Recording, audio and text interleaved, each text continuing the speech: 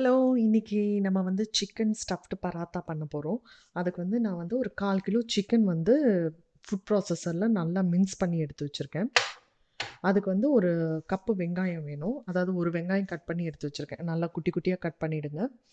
அதுக்கு வந்து 1 டீஸ்பூன் வந்து தனியா தூள் எடுத்திருக்கேன். 1 டீஸ்பூன் சில்லி பவுடர், அப்புறம் 2 டீஸ்பூன் ஜிஞ்சர் கார்லிக் பேஸ்ட் எடுத்திருக்கேன். அதுக்கப்புறம் ஒரு 1/4 டீஸ்பூன் வந்து கியூமின் பவுடர் சீரகத்தூள் எடுத்து வச்சிருக்கேன். அப்புறம் ஒரு 1/2 டீஸ்பூன் வந்து கரம் மசாலா. அப்புறம் ஒரு 2 பச்சை மிளகா வந்து நல்லா குட்டி குட்டியா சாப் பண்ணி எடுத்து வச்சிருக்கேன். ஸோ இதெல்லாம் பண்றதுக்கு முன்னாடி நான் என்ன பண்ணியிருக்கேன்னா, ஒரு 1/2 கப்பு மைதா மாவு, ஒரு 1/2 கப்பு கோதுமை மாவு. இத வந்து நல்லா பெசஞ்சு ஒரு மாவா எடுத்து வச்சிருக்கேன். ஸோ பராத்தா பண்ண போறோம் பார்த்தீங்களா? ஸோ இது பண்றதுக்கு முன்னாடி இது பண்ணி வச்சுட்டிங்கன்னா கொஞ்சம் சாஃப்ட்டா ஆகும். அது வரைக்கும் இது வந்து கொஞ்சம் சாஃப்ட் ஆகட்டும். ஸோ நம்ம இப்போ வந்து அந்த சிக்கன் இந்த பராத்தாவோட ஸ்டஃப் பண்ண போறோம் பார்த்தீங்களா? அந்த சிக்கன பண்ணிடலாம். பேனை ஆன் பண்ணியாச்சு. ஸோ ஒரு ஒரு 2 டீஸ்பூன் வந்து ஆயில் போட்டுக்கலாம்.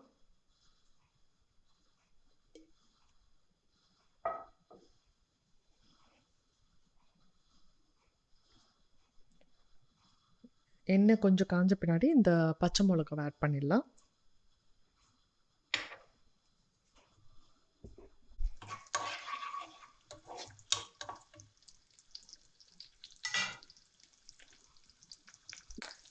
இந்த பச்சை மிளகா வந்து எண்ணெயில் வந்து நல்லா குக் ஆகணும். ஸோ அப்போ தான் உங்களுக்கு காரம் கொஞ்சம் கம்மியாக தெரியும். ஸோ பச்சை மிளகா நல்லா குக் ஆகிடுச்சு. இப்போ வந்து நம்ம ஆனியன் ஆட் பண்ணிக்கலாம்.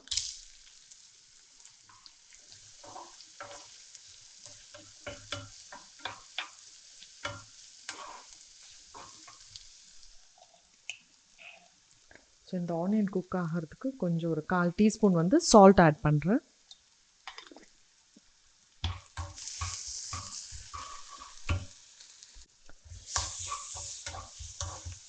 ஸோ வெங்காயம் வந்து கொஞ்சம் லைட் ப்ரௌன் ஆயிருக்கு. ஸோ இந்த டைமில் வந்து ஜிஞ்சர் கார்லிக் பேஸ்ட் ஆட் பண்ணிடலாம்.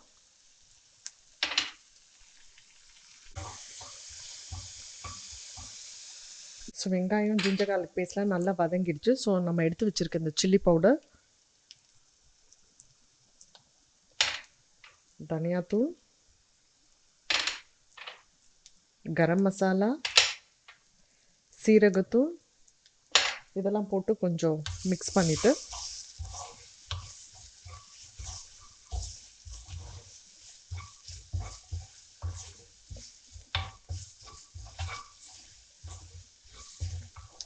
இப்போவே உங்களுக்கு ஒரு நல்ல ஃப்ளேவர் கிடைக்கும். அந்த சீரகத்தூள் ஆட் பண்ணியிருக்கோம் பார்த்தீங்களா? ஸோ இப்போ நம்ம எடுத்து வச்சுருக்க அந்த 1/4 கிலோ சிக்கன் ரெடி பண்ணி எடுத்து வச்சோம் பார்த்தீங்களா? அந்த 1/4 கிலோ சிக்கனை வந்து இதில் ஆட் பண்ணிடுவோம். இதில் வந்து தண்ணியெல்லாம் ஊற்றக்கூடாது. ஏன்னா இந்த சிக்கன்லேயே கொஞ்சம் தண்ணி இருக்கும். ஸோ அது வந்து குக் ஆகும்போது வெளியில் வரும். ஏன்னா இந்த மிக்சர் வந்து கொஞ்சம் தண்ணியாக இருந்தாலும் நம்ம பராத்தாவில் போட்டு ஸ்டஃப் பண்ணி குக் பண்ணும்போது கொஞ்சம் வெட்டாயிடும். அதனால் தண்ணியே ஆட் பண்ணாமல் இதை குக் பண்ணிவிடுங்க. நம்ம தண்ணியே ஊற்றலை, பார்த்திங்கன்னா நல்லா குக் ஆகிட்டே இருக்குது. அந்த சிக்கனில் இருக்க வாட்டர்லாம் வெளியில் வருது பாருங்கள்.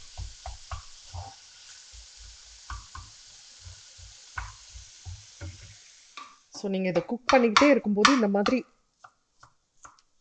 பண்ணிட்டு இருந்தீங்கன்னா அது வந்து கொஞ்சம் பிரேக் ஆகி கொஞ்சம் குட்டி குட்டி பீசஸ் ஆகும்.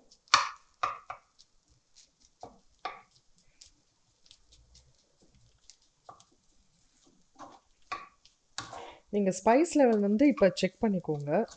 ஸ்பைஸ் எப்படி இருக்குது உங்களுக்கு, காரம் பத்தலைன்னா நான் வந்து கொஞ்சம் பாதி சில்லி பவுடர் வந்து எடுத்து வச்சுட்டேன். ஸோ ஏன்னா பச்சை மிளகாவும் போட்டிருக்கிறதுனால. ஸோ அதனால் உங்களுக்கு காரம் பத்தலைன்னா நீங்கள் இந்த ஸ்டேஜில் கூட ஆட் பண்ணிக்கலாம். இல்லை பெப்பர் தூள் கூட போட்டுக்கலாம், ஆப்ஷனல் தான் இதெல்லாம். ஸோ தண்ணியே போடாததுனால கொஞ்சம் நல்லா ட்ரையாக நல்லா வந்துருச்சு.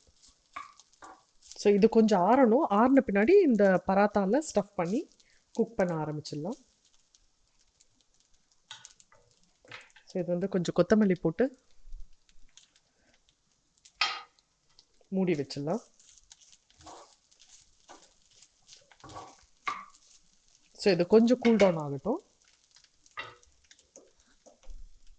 ஸோ நம்ம பிசைஞ்சு வச்ச அந்த மைதா மாவு கோதுமை மாவு ஹாஃப் கப்பு வந்து நல்லா சாஃப்ட் ஆயிடுச்சு. இப்போ வந்து இதை கரெக்டாக ஸோ கட் பண்ணி இந்த மாதிரி ரோல் பண்ணி எடுத்து வச்சுக்கலாம்.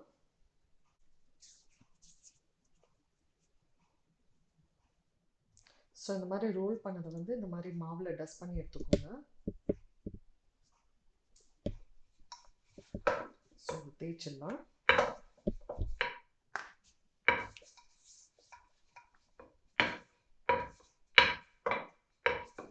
ஸோ இந்த மாதிரி நல்லா ரோல் பண்ணிவிட்டு நம்ம அந்த மின்ஸ்டு சிக்கன் இருக்குல்லையே அதை வந்து இதுக்குள்ளே வச்சிடலாம். இது கூல் ஆயிடுச்சு.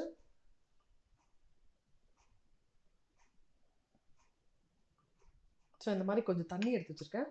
இந்த ஓரெல்லாம் இந்த மாதிரி தண்ணி தொட்டு சீல் பண்ணிட்டீங்கன்னா அது வந்து பிரிஞ்சு வராது.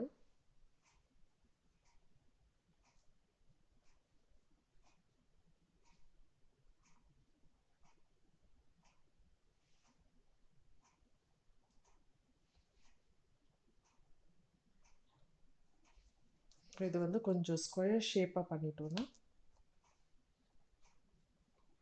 அப்புறம் மறுபடியும் அந்த மாவில் டஸ்ட் பண்ணிவிட்டு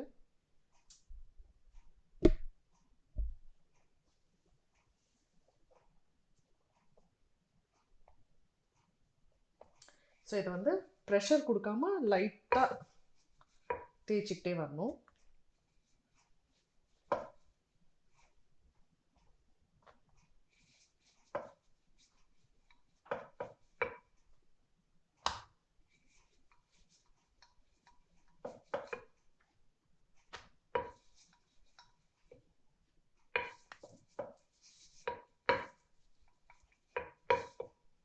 ஸோ இந்த அளவுக்கு பண்ணிவிட்டு நான் தவாவை ஆன் பண்ணிட்டேன். ஸோ இதை அப்படியே போட்டு எடுத்துடலாம். ஸோ தவா வந்து மீடியம் ஃப்ளேமில் வச்சுருக்கேன். ஸோ கொஞ்சம் ஆயிலை போட்டுட்டு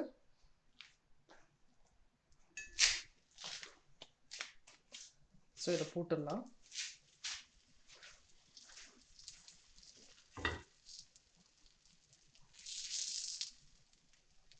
இது ஈச் சைடு வந்து ஒரு 2 மினிட்ஸ் குக் ஆகணும்.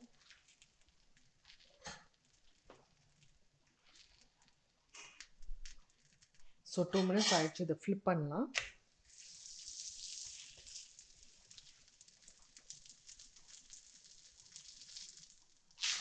இப்போ திருப்பிடலாம். ஸோ இந்த மாதிரி லைட்டாக இந்த ப்ரௌன் ஆகணும். அப்போ தான் அது குக் ஆச்சுன்னு அர்த்தம்.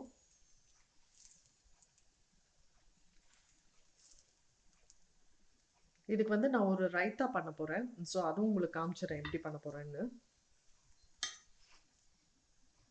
இந்த சிக்கன் வந்து உள்ள ஸ்பைசியாக இருக்கும். ஸோ உங்களுக்கு ரைத்தாவோட சாப்பிட்டிங்கன்னா நல்லாயிருக்கும்.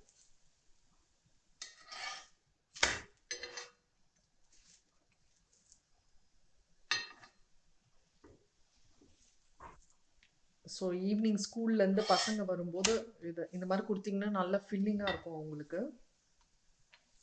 இது வந்து ஒரு ஸ்நாக் மாதிரி கூட சாப்பிட்லாம். லஞ்சுக்குன்னு இல்லாமல் ஒரு ஈவினிங் ஸ்நாக் மாதிரி கூட சாப்பிட்லாம். ஸோ கொஞ்சம் லைட்டாக ஆயில் ஊற்றிக்கலாம். இதுக்கு ரொம்ப ஆயில் ஊற்ற வேண்டாம். ஸோ அதனால் மேலே சும்மா ஒரு 2-3 ட்ராப் தான். ஸோ இப்போ நம்ம ரைத்தா பண்ணிடலாம். நான் வந்து இந்த மாதிரி ஆனியன்ஸை வந்து நல்லா மெலிசாக கட் பண்ணி வச்சுருக்கேன். ஸோ அதே மாதிரி வெள்ளரிக்காய் கியூக்கம்பரையும் இந்த மாதிரி கட் பண்ணி வச்சுருக்கேன். ஸோ இது கூட வந்து நம்ம யோகர்ட்டை போட்டுடலாம்.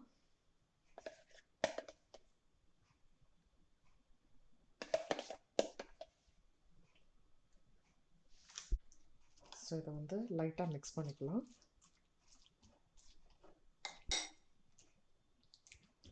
ஸோ இந்த மாதிரி மிக்ஸ் பண்ணிவிட்டு இது கூட கொஞ்சம் வந்து இந்த சீரகத்தூள் ஆட் பண்ணிக்கலாம். சும்மா ஒரு பிஞ்ச் தான் ஆட் பண்ண போகிறோம்.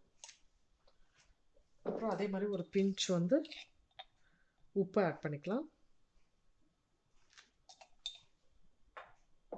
ஸோ இது கூட மாதுளையும் ஆட் பண்ணிக்கலாம். கொத்தமல்லி ஆட் பண்ணிக்கலாம்.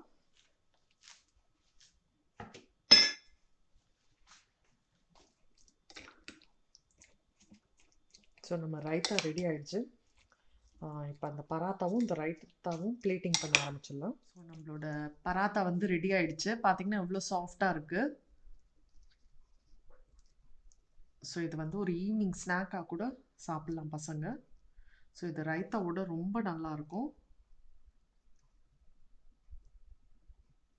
ஸோ நீங்களும் வீட்டில் ட்ரை பண்ணி பாருங்கள், கண்டிப்பாக உங்களுக்கு பிடிக்கும்.